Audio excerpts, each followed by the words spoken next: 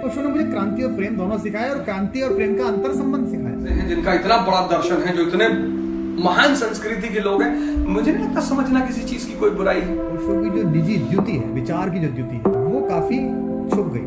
4 pack अंदर गई तो सबकॉन्शियस मर गया। यह है शराब की इंपॉर्टेंस।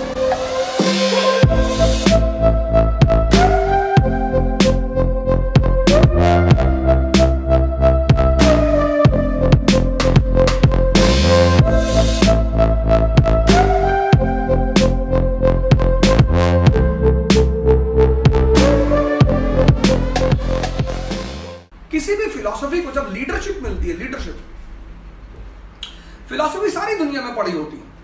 लीडरशिप किसी भी फिलॉसफी को जब, और हर फिलॉसफी का एक टाइम होता है।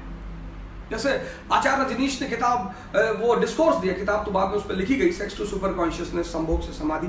जरूरत थी सर, बड़ा लोग चिल्लाए 1980s के आसपास, बहुत लोग चिल्लाए आदमी बर्बाद कर रहा है, हिंदुस्तान बर्बाद कर रहा है। किसी को समझना, आप ट्रेन से सफर करिए, बस से सफर करिए, इस देश के चारों तरफ दीवारों पे आपको लिखा मिलेगा निराश पुरुष मिले। इतनी निराशा इस मुल्क में, इतने मरे हुए लोग इस मुल्क में हैं।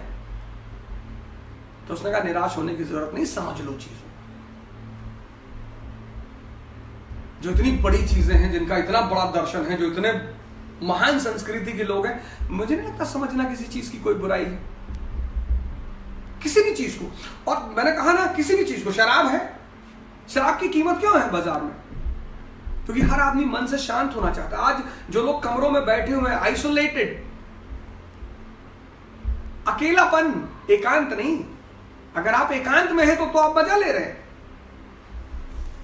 आज ये जो लोग चारों तरफ बंद हो गए, आप निगेटिविटी देखो, कितनी निगेटिव वाइब्स हैं, परेशान है लोग अंदर। अब वो दिमाग में विचार आ रहा है कि मेरे गले में खराश हो गई, मुझे भी जुकाम हो रहा है, बुखार भी हो रहा है मुझको, कोरोना का पेशेंट बगल से गुजरा था, बगल वाले कुत्ते को कोरोना हो गया है। विचार ही तो आ रहे हैं, और अगर ये हावी हो जाए तो ले जाए आपको। तो जब सबकॉन्शियस बहुत हावी होता है और 4 पैक अंदर गई तो सबकॉन्शियस मर गया। यह है शराब की इंपॉर्टेंस। मैंने तो बहुत पी, इसलिए मैं कभी उसका विरोध नहीं करता। उससे बहुत लोगों ने आकर कहा कि आप इस क्लास पे ऐसे बोलते हैं और ये करते हैं और वो करते हैं। समझने की कहता हूं मैं एनसीईआरटी पढ़ने को भी तो कहता हूं, उसको क्यों नहीं सुनते? मेरी बड़ी सारी शिकायतें होती रहती मैनेजमेंट में, ऐसे कह दिया, क्लास में कह रहे थे कि सर आप जो है बड़ी अच्छी चीज है, लेकिन निचले स्तर पे है, उसका उच्चतम स्तर भी है, ध्यान वो करिए। वो भी तो मैं आपसे करने के लिए कह रहा हूं, वो आप सुनते नहीं।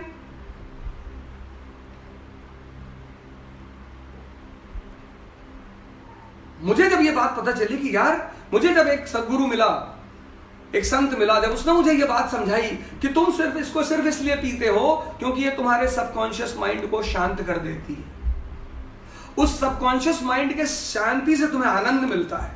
ये बुरी नहीं है, लेकिन ये शरीर को खराब कर देगी, तुम्हारा पैसा खा जाएगी, तुम इस पर डिपेंडेंट हो जाओगे तो भिखमंगे हो जाओगे।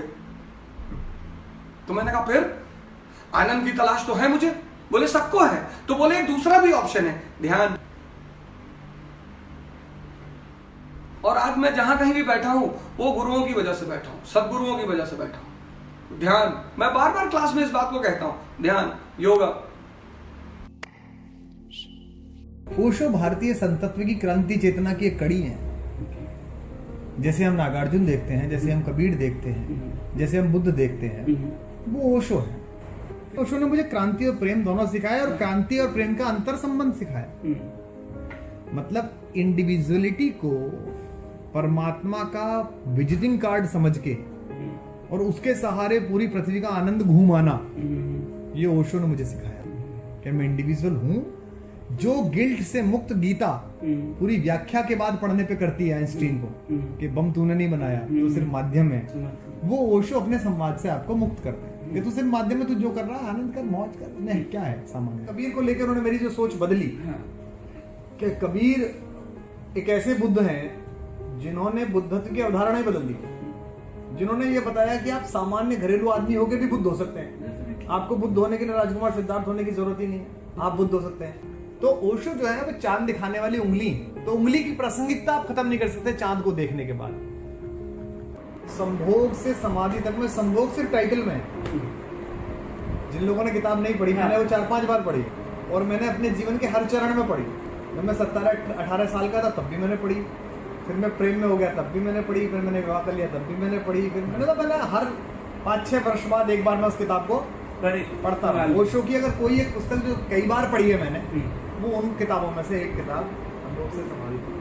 बड़ा हंसी की बात है कि मैं संभोग से टाइटल पर, लोगों को लगता है कि उसमें अंदर है, अंदर उसमें कहीं है नहीं। अंदर तो उसमें ऊर्जा के बारे में चर्चा है कि जो मनुष्य है उसकी आत्मिक ऊर्जा और शारीरिक ऊर्जा के बीच क्या रिलेशन है, और कैसे रूपांतरित है, शारीरिक ऊर्जा को आत्मिक ऊर्जा में और आत्मिक ऊर्जा को शारीरिक ऊर्जा में कैसे रूपांतरित किया जा सकते हो।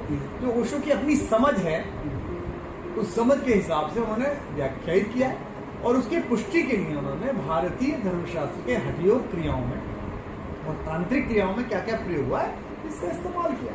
तो अगर उसे कोई पढ़ ले तो वो 2 ही बातें होंगी, वो उस पर चर्चा करेगा, सहमत असहमत होगा, बातचीत करेगा।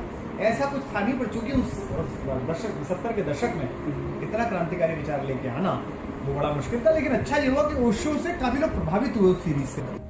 ओशो और गांधी, इस देश में 2 प्रतीक ऐसे हैं जो सबसे कम समझे गए हैं राजनीति में और आध्यात्म में। ये दोनों समय से पहले आ गई पदचाप है। ओशो के बारे में जो किंवदंतियां फैली, ओशो के बारे में जो बातचीत फैली, जो प्रसंग प्रहसन फैले, सच्चे झूठे, उनके अंधेरे में, उनके धुएं में ओशो की जो निजी द्युति है, विचार की जो द्युति है, वो काफी छुप गई। मुझे अभी भी लगता है कि ओशो इस बात को लेकर चिंतित थे और ओशो को अच्छी तरह से पता था कि उनके जाने के बाद ओशो कहना क्या चाहते हैं, इसकी बजाय ओशो किसके, हमारे कितने तुम्हारे कितने, इस पर लोग उलझ जाएंगे और वही आगे